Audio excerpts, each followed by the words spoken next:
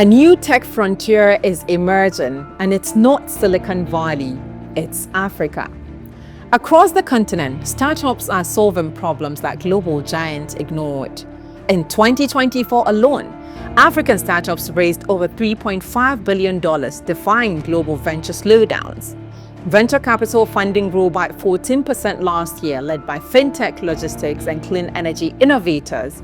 In Nigeria, digital payments are transforming commerce. In Kenya, mobile money now serves over 90% of adults.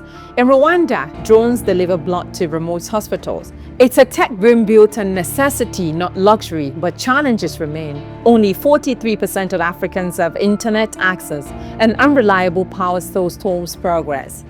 Global investors are watching, but they are also cautious, calling for better regulations and infrastructure stability. Still, there's a quiet revolution on the continent, and it's not powered by oil or aid, but by imagination.